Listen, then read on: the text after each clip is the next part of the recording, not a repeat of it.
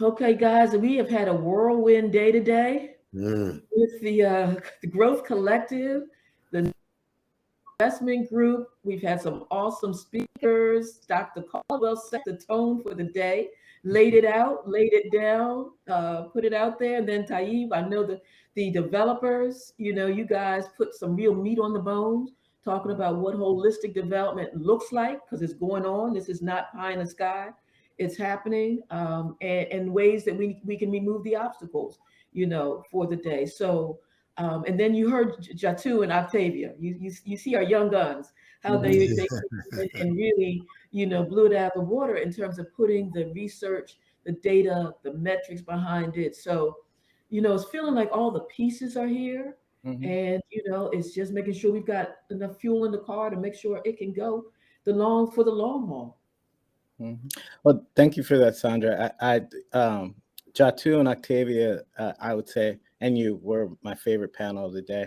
But I think, throughout the day, Dominique Cashmere, Ann Nevins, uh, Councilwoman Sanchez, just in today's convening, we have more diversity than, your average real estate conference, whether in Sure. terms of age, gender, and ethnicity.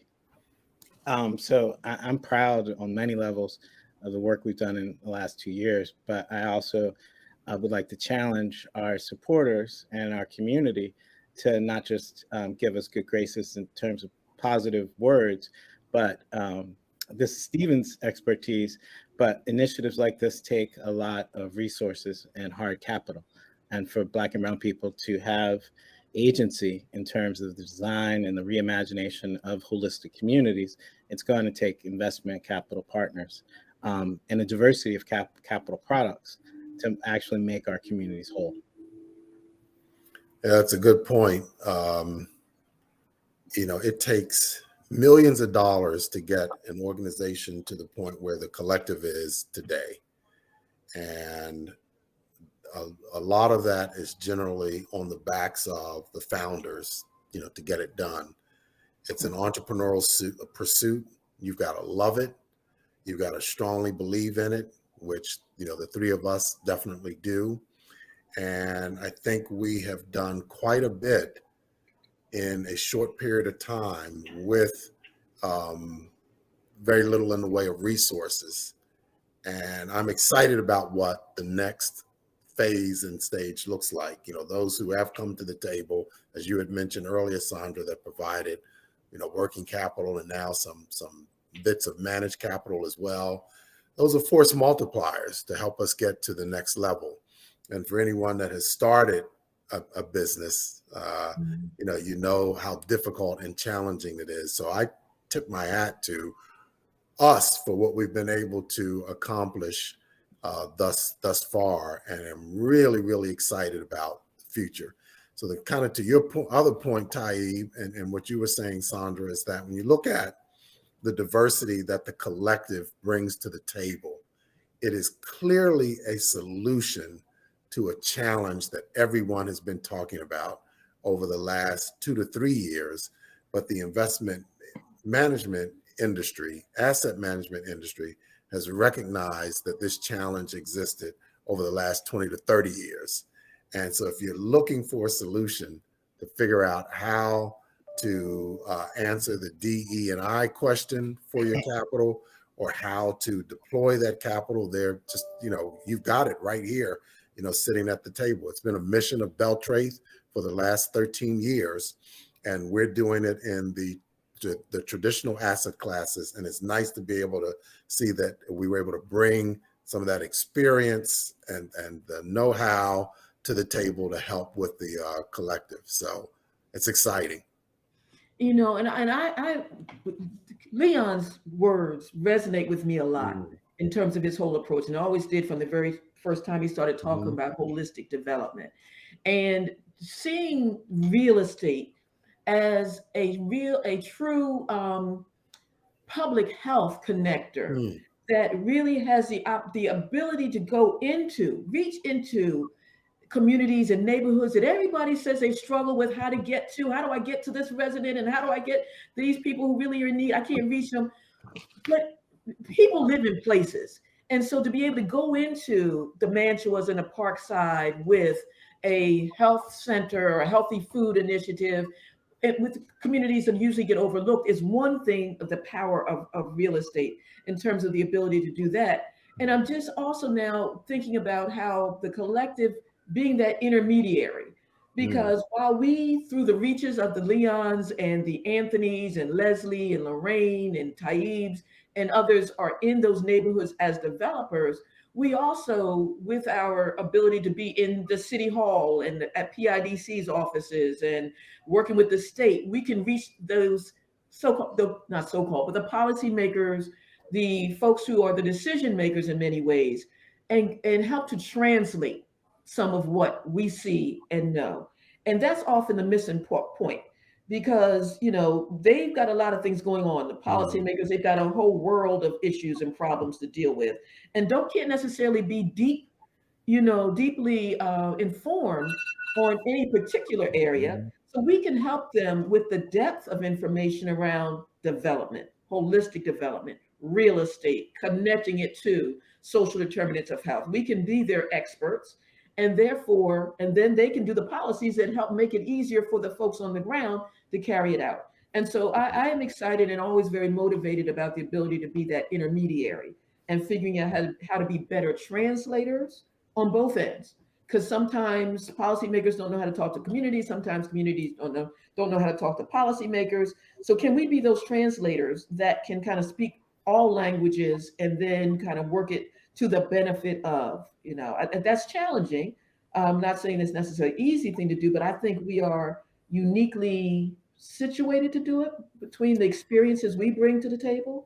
So Sandra, you just reminded me of an experience early on before we came to create the collective, when we went to go see a senior policy maker, and he kind of looked at me like I was naive and said to me, Tayyib, you come up in here with all these ideas, and folks are putting out fires. Have you looked outside?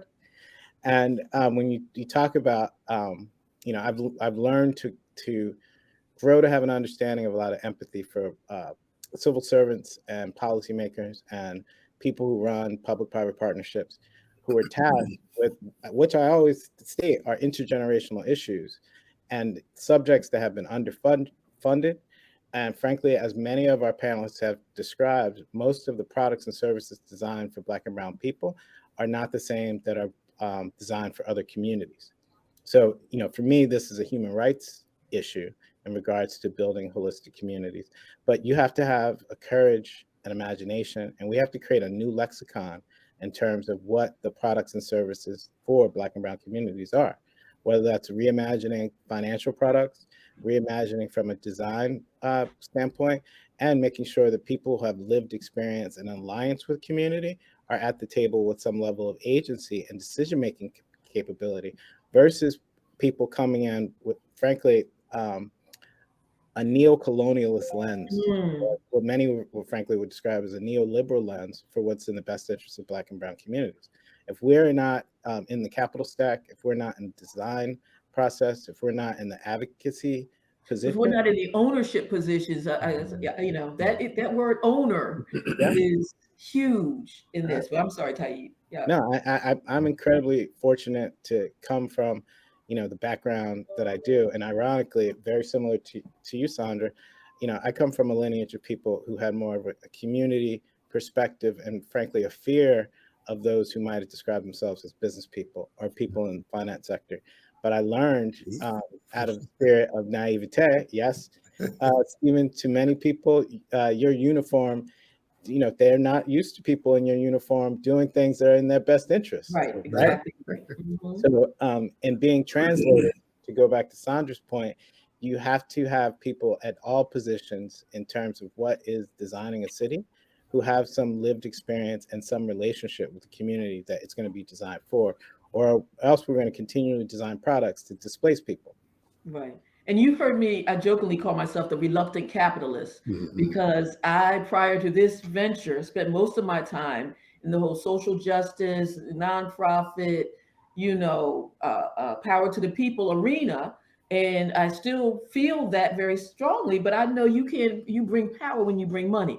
As I've learned in a capitalist environment, you have to have those resources. So I'm reluctantly coming to this side of the table to understand and better understand how to utilize capital for the good, and not destructively. But the thing that does stick with me is, I think about the Nguzo Saba. We're past Kwanzaa now, but living those principles, 365 days a year, Kuji Chakalia, self-determination.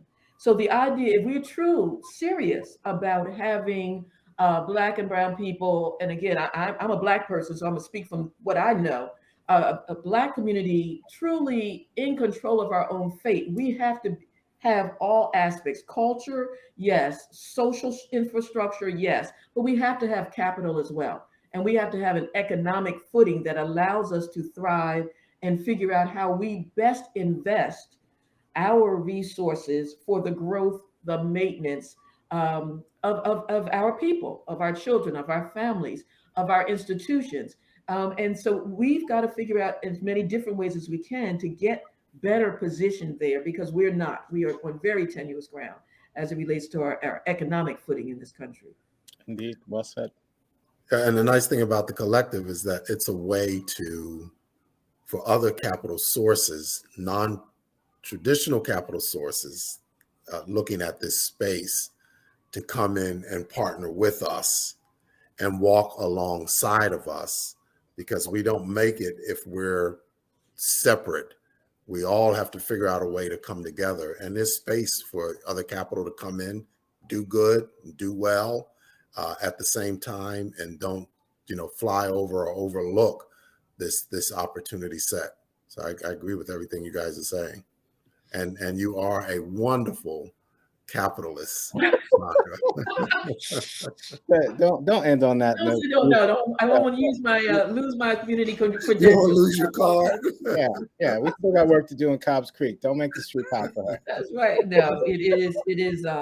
But look, I mean, it's real. You're redefining what a capitalist can look like. And that's what the whole point is. The redefining how capital can be utilized. Right. I still don't know if I'll put that label on myself yet, but clearly that we really need to understand how to utilize capital, how to make capital work for us, which is what, that's a philosophical discussion about capitalism left to its own devices. But I think we do need to and can direct it much better. What it is it's less capitalism than it is what you just said. It's the redirecting of capital. Yeah. So if we just keep thinking about it in terms of capital, which goes all the way back to antiquity, before there was such a word called capitalism, it was how do you move capital to help people in the best possible way. And didn't it start with the value of your land? You controlled your space. And I don't care under what system you want to talk about, you need to be able to control your space, your spaces to operate from. And that is mental, physical, geographic. And I think at the end of the day, that too is what this comes down to, this idea about land and making sure that people have control over the land and spaces they need to occupy for their own health, and again, health, wealth, and wellness, but to really, as a response to and protection against trauma, destabilization, and all the disruptions that causes to people and to families. And so when I think about Philadelphia and all the things people talk about, again, with crime and violence, unless we can help people get a sense of themselves and their space and security and stability, I don't think we're going to get there. And that comes back to the use of land and control of land. So, cool. Amen. Well, this has been a rewarding day. Yes, you all did a wonderful job. I also want to thank the team at 17 Asset Management. Absolutely. Our fellows at 17 Asset Management, who are my favorite panelists, and our new investors / partners who made the contributions to bring this to fruition. Absolutely. And I know we're having a networking session, I believe, as this closes out. So hopefully we'll see folks in that space. Cool. All right. Well, thank you, guys. Wow.